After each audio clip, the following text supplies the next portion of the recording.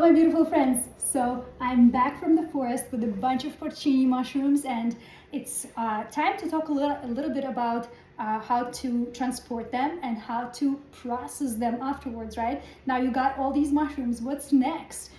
There are a lot of steps to consider and things to know, especially when it comes to porcini spring kings, and I think pretty much all porcini are loved by different insects, and especially for the porcini, the Rex Ferris, Boletus Rex Ferris, the one that I'm gathering in the Cascades.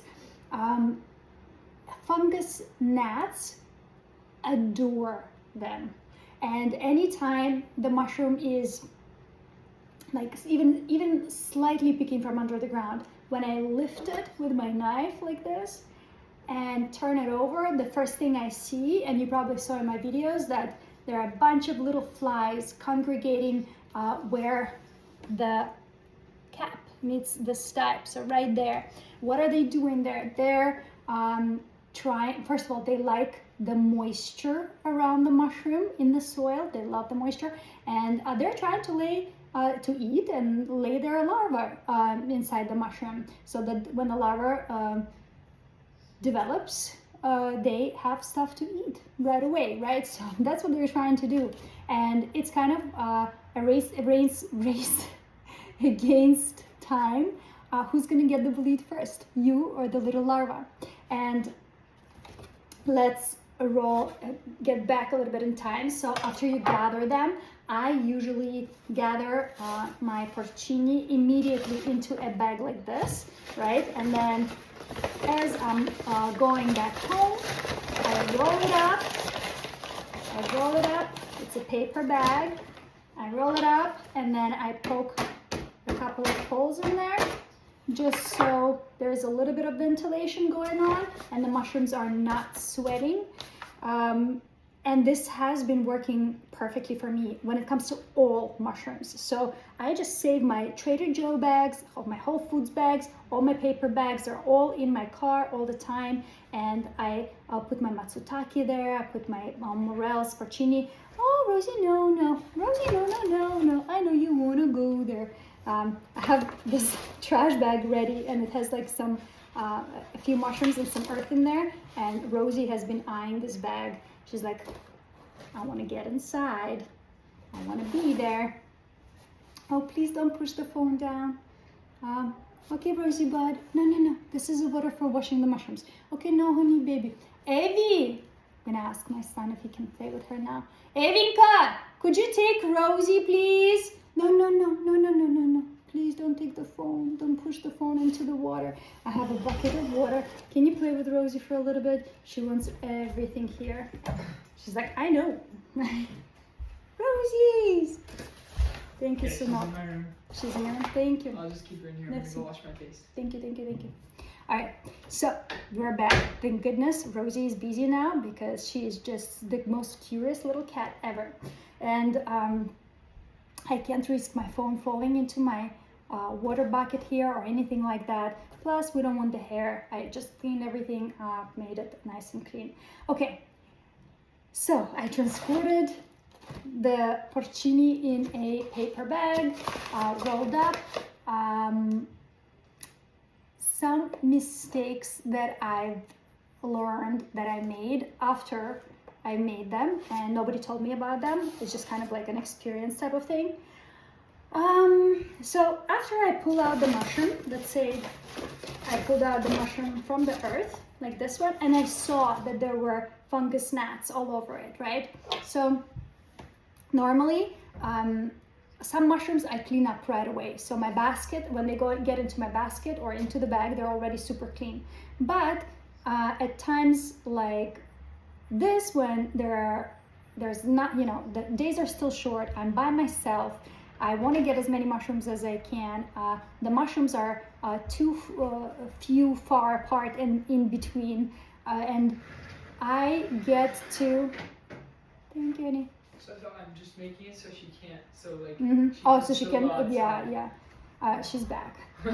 So And basically, what I don't clean them up immediately. I wait until I clean them up after. But what it does is it allows me to get more mushrooms.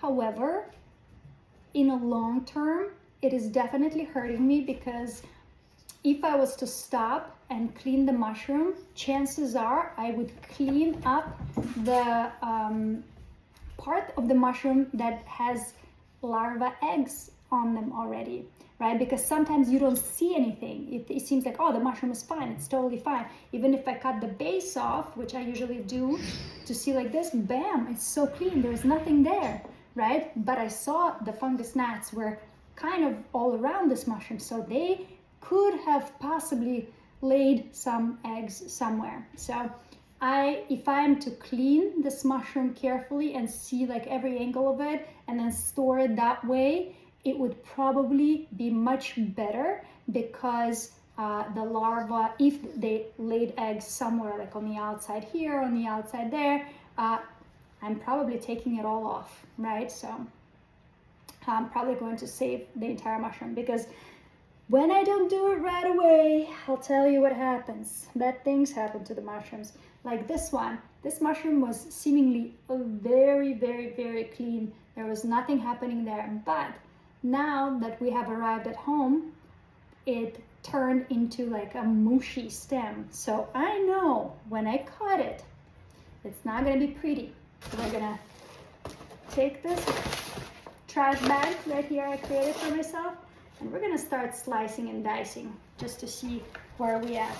Well, first of all, the cap of the mushroom sweated a little bit because I had this mushroom for a couple of days now, but it's not a guarantee that anything bad is happening. But we're gonna slice it this way just to see how bad it is inside. And focus, focus, focus. Well, basically, yeah. The mushroom has a ton of tunnels, so they did get in, not from the base, but from somewhere here. And then you see the gnats, they laid eggs in the pores, and then from the pores they made their way, the larvae made their way up into the head of the mushroom and then down into the stipe. I hope you guys can see it. I don't know if it's focusing all right. This phone is just terrible at filming. Well, there we go. There's our answer. Lots of tunnels. Not something that I want to deal with today. I have plenty of mushrooms to clean up. Sometimes there are parts that you can save, like let's say bam, bam, there is this one part that is completely untouched. And why not save it, right? But this one is a little bit too soft. I keep checking, I'm like, I'm uncomfortable. You know, I'm feeding my mushrooms to my kids, my guests, so I only keep the best. Like sometimes for myself, I quickly make something that doesn't look appealing to you, but I know it's still really, really good taste-wise, so I'll ignore the little maggots and I'll just slice, especially when it comes to matsutake. I refuse to throw away matsutake because they're so, so good. But with these guys, okay, this one is still really hard. Okay, so let's take a look at what happens next. I have a bath. Excuse me. I have a bath with water, and I use Shasta water to clean my mushrooms. I don't know why. I can't use like water from the sink. I can't imagine that being good for the mushroom, because mushrooms love water. They're gonna soak it up. So I don't want anybody tasting water from the sink on my mushrooms when I'm cooking them. All right, so what we're gonna do is we're going to immerse it quickly into water. This one is gonna soak it in fairly quick because it's an older mushroom. Buttons, I can soak them in for a while without being scared that they will soak up too much water. With the bigger mushroom, I'm gonna try to work as quick as possible. The back of my mushroom knife has a brush, and this brush will be cleaning the mushroom as quick as possible. Again, only this quickly, I'm working only with the ones that have their pores already yellow, right? It's probably not good to immerse them into water at all. You might even want to just use a moist rag, like a moist towel. And when we are at the stage where, okay, the mushroom is clean from dirt, there's just a little bit left, then I'm gonna slowly start slicing away little tiny skinny pieces to where the dirt doesn't wash off, right, like that. And I'm gonna try to be as careful as possible not to cut too much of the mushroom away, because it's all flavor, it's all just goodness that you don't want to waste, especially being when so many of them go to waste. By the time you get home, you realize that, you know, 80% of your porcini are eaten by bugs. Then every little ounce of the mushroom becomes precious and valuable as you're cleaning them up. So I'm being very, very, very careful. And I still see on the side here, I see right there, I see a few tunnels. Now I don't know if these tunnels are from just age, and that's how the mushroom looks, maybe because it was transported, or whether those are from little maggots, from little larvae. So what I'm going to do now is I'm gonna take this beauty again and slice her in half to see what's going on inside, because this way, you see, I can't tell anything. It seems like a brand new mushroom, like nothing is going on, but it's still not a guarantee, because as I said, those gnats, they congregate right around here and right around the pores, and I'm pretty sure that that's where they lay their larva, and the larva then goes straight into the cap and then back down to the stipe. So the stipe is kind of the last part that gets eaten by maggots, so it's not a best indicator to tell us what's going on inside. Okay, this is like opening a Kinder Surprise egg. Every time I'm like, are we gonna have maggots or are we gonna have good mushrooms? Let's see. Ready, set, go. Oh, we have a good mushroom. We have like one little tunnel there. Oh, that doesn't even count. Oh, that doesn't even count. It's a pretty good mushroom. Oh, nice. Okay, so I'm gonna cut off this one part that doesn't look so appealing to me. All right, and then this guy is now going to be going into the dehydrator. I'm gonna clean up all the parts that I feel like need to be cleaned up. I'm gonna take away this layer of porous material, and some people save it separately because it has a lot of flavor, and then they add it to soups. They dehydrate that separately, and I think that's what I'm going to do as well. And then everything else I'm just gonna slice and dehydrate separately from the yellow pore surface that is kind of easily detached. Not so easily, I guess, not on this mushroom. Oh yeah, I just detached it with my hands from the cap. So you can do it by hand, just like this, peeling it off. Or if you want to be a little more precise, you can do it with the knife. But yeah, I've heard, I haven't done it myself, this is just from hearing what people do, is that they save this porous surface because it holds a ton of flavor. You don't want to ever throw away flavor, right? Flavor can be added to soups, stews, to everything, right? You can add porcini flavor to anything you want. So this time I'm going to be saving, if it's in good condition, all this yellow pore surface, a sponge, right?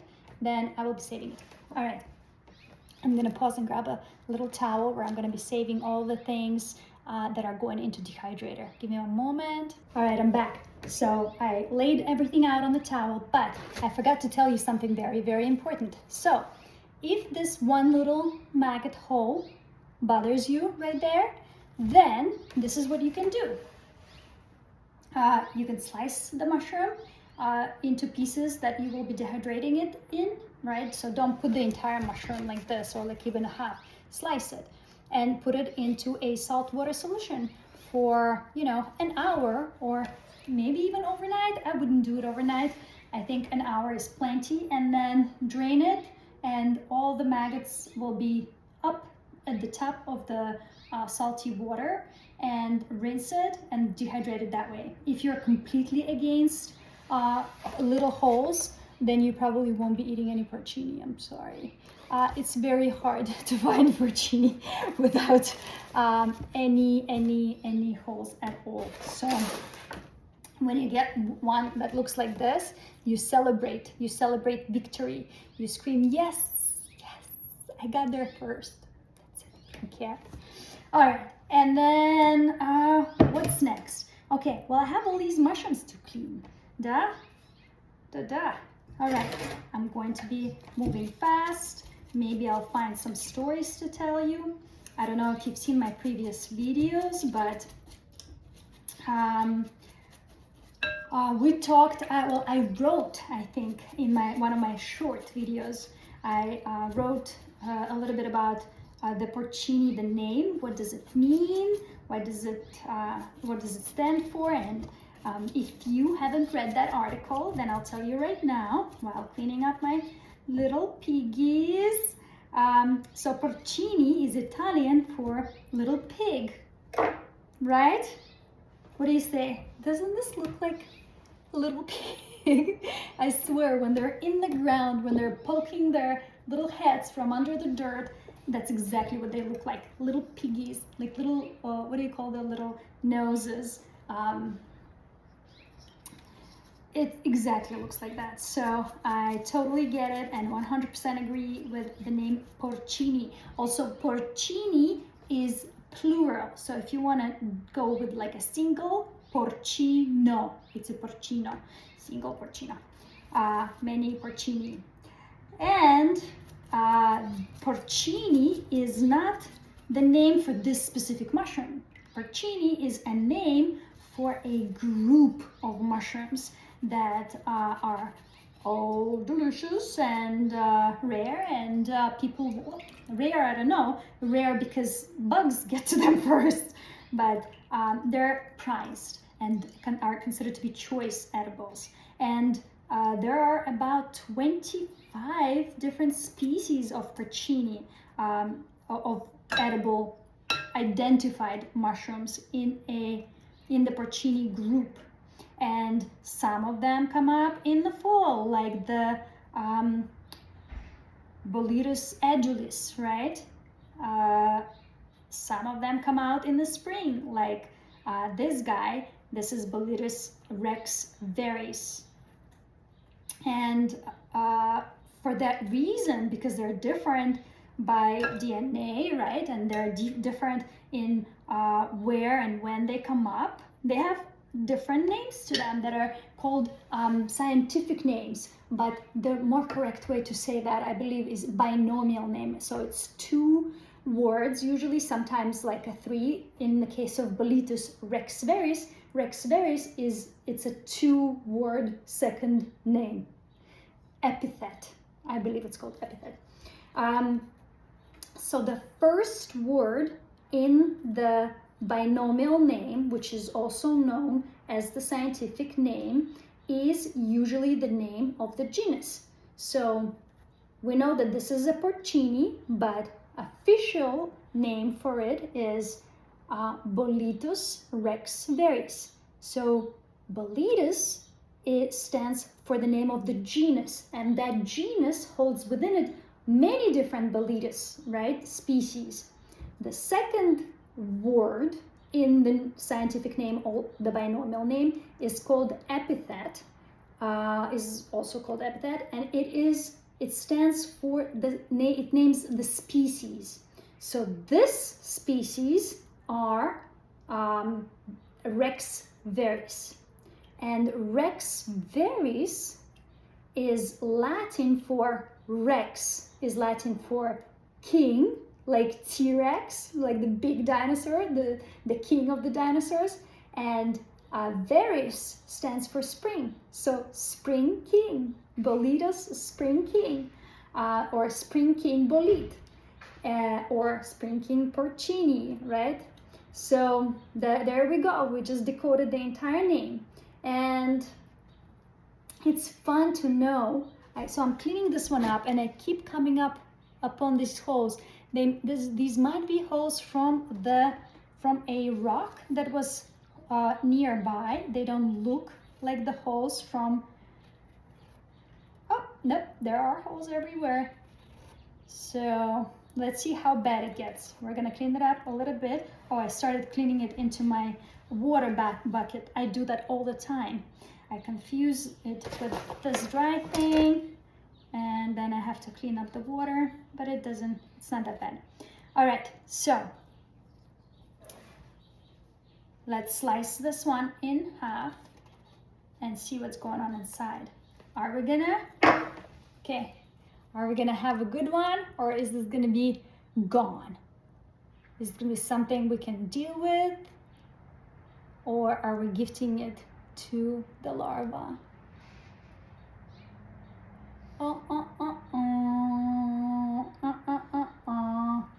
So this is where I'm like, yeah.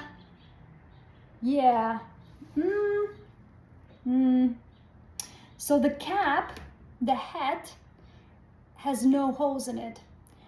The stipe is kind of like, I mean, I know some people that are like, oh, that's totally fine. But because I don't eat these guys only on my own, and I do offer them to others, I would like others to know that I use only the best mushrooms for them, that I'm not hiding any surprises in my mushrooms. So what I'm gonna do is I'm gonna cut out all the places where larva was completely and save only the clean part for dehydrator right there. Clean part, completely clean. I'm not going to be too flexible with this, right? Because I'm always thinking about how do others feel about this? What would they feel like? If it was just for me, again, I'm much less picky. I am okay with all sorts of stuff when it comes to mushrooms, when I know how good they taste. I deal with all sorts of insects and larvae all the time, so it doesn't bother me as much, although there are cases where I'm like, it doesn't look good. But because I share my meals with others, I want others to know that I'm taking really good, I'm taking them into consideration, that I'm taking in consideration their feelings about larvae and all that stuff, and I'm only keeping very clean pieces for everyone. All right, so we're gonna move on to the next mushroom, and there we go. I mean, please don't be buggy. Look how beautiful you are. All right, we're gonna start moving a little bit faster. I'm gonna take out all the pieces that I dropped into my water bucket. And by the way, the video is probably getting super duper long, so I don't want to hold you all this time. If you want to go, you can go now, but this is just the first bath that I'm giving the mushroom. Afterwards, I'm gonna rinse them one more time again with clean Mount Shasta water before either putting them into a salt bath or putting them into a dehydrator, or putting them into a pan and searing them up and making something special with them. So my sons love these mushrooms. Not all of my sons, but my oldest actually is in love with boletes. He always asks for seconds, which is so cool. I really love that he loves boletes and that he gets to eat straight from the forest, and that I am, his mom, the one who gets the food for him, finds and brings it. And I know it's kind of like, you know, it's kind of like what that people used to do it before, and now we're so modern, but I think that that was the way to be, and I want to get back to that. I feel so empowered when I can do that, when I know how to go and get food in a forest. It is such an incredible skill to do, to know how to tell which mushroom is which, and to know so well that you can even serve mushrooms to your children with 100% certainty that they are not only safe, but that they're only getting healthier from eating this magic.